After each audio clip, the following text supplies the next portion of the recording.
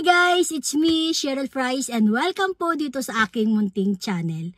For today's video, pag-uusapan po natin ang presyo ng Suzuki dito sa Pilipinas. So ayan guys, yung price list na hawak ko ay galing po sa Suzuki Marilao. At kung meron po kayong mga katanungan or nagbabalak po kayong bumili ng kahit anong sasakyan ng Suzuki, nandyan po sa screen yung contact number ni Ma'am May Ann Raimundo. Yan, pwede po kayo mag-inquire sa kanya. Kung mapapansin nyo, nandito po tayo sa loob ng aming sasakyan. So ayan, dito ko talaga gustong mag-film para medyo maiba naman yung ating ambience. Hindi na lang puro yung loob ng bahay namin, yung background ko pag nagbi-video ako. So, ayun guys, siya nga pala, meron din po pala akong video or upload ng 2024 Toyota price list at 2024 Nissan price list. Kung hindi nyo pa po napapanood, punta lang po kayo sa description sa ibaba at i-click nyo po yung link doon. At kung meron din po kayong mga suggestion na gusto ninyong i-film ko or gusto nyo lang magpa-shoutout, just comment down below. Unahin na po natin yung mga hatchback ng Suzuki. Siyempre, ang unang-una sa ating listahan ay ang kanilang Suzuki Espresso. Pangalan pa lang, ang tapang na, nanununtok. Char. So ayun guys, ang Suzuki Espresso ay meron pong dalawang variant. Ang manual transmission at ang AGS. Ang AGS po stands for Automatic Gear Shift. Pareho po silang 1 liter gasoline engine. And price starts at 620,000 to 660,000. Isunod naman natin yung isa pang hatchback, yung kanilang Celerio. So ang Suzuki Celerio ay meron din pong dalawang variant, ang 1 liter manual transmission at ang 1 liter AGS. Price starts at 708,000 to 754,000. Isunod naman po natin yung isa pang hatchback ng Suzuki, ang Suzuki Swift. So ayan guys, ang presyo po ng Suzuki Swift na 1.2 liter CVT ay 989,000. And then syempre next natin yung kanilang sedan, ang Suzuki Desire. So ayan, ang Suzuki Desire meron po siyang dalawang variant, ang manual transmission at ang AGS, at pareho po silang 1.2 liter gasoline engine. So price starts at 758,000 to 819,000.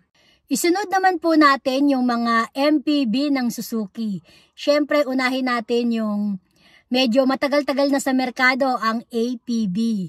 So ayan, ang ATV po ay 8-seater at meron po itong dalawang variant, ang GA 1.6 manual transmission at ang GLX 1.6 manual transmission. Price starts at 743,000 to 955,000. At i-next naman natin yung Suzuki Ertiga. Ang Suzuki Ertiga ay meron pong 4 na variant.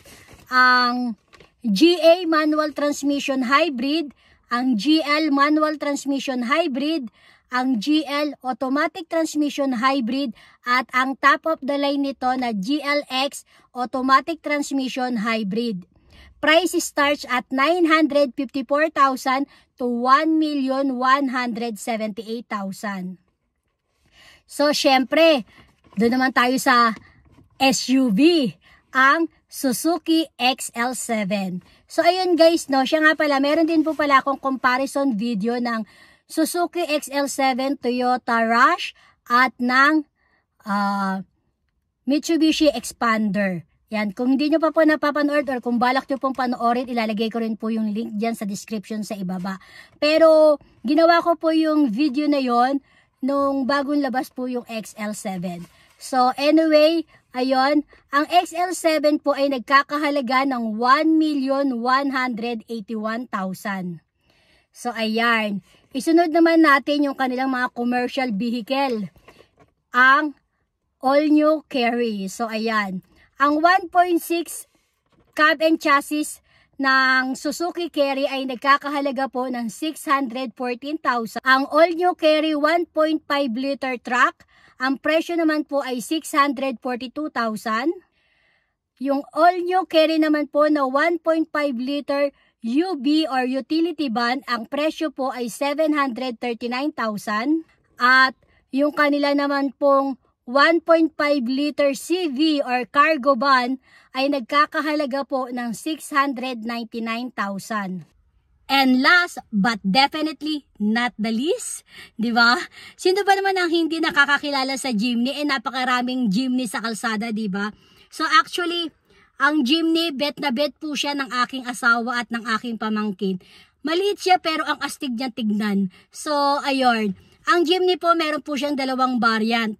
Ang 1.5 liter manual transmission at ang 1.5 na GLX automatic transmission. Pero yung automatic transmission po niya, meron po siyang monotone at meron pong two-tone.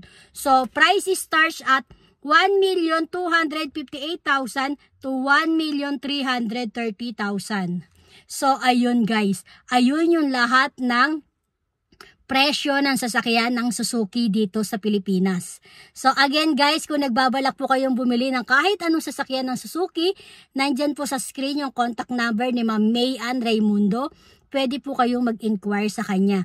At kung meron po kayong balak na or gusto ninyong ipa-film sa akin o paggawa ng video or gusto nyo lang magpa-shoutout, just comment down below. Kasi guys, yung comment nyo, malaking tulong po yan para sa akin. So, ayun guys, dito ko na po tatapusin ang ating video for today. Kung nagustuhan mo po ang video na to, please give it a thumbs up and don't forget to subscribe. At sa tabi po ng subscribe button, meron po diyang bell icon. Pakiclick mo na rin para po sa tuwing meron akong new upload, mano-notify ka. Maraming salamat po sa panonood. Kita-kita po tayo ulit sa aking next vlog. Ciao! Keep safe everyone. God bless.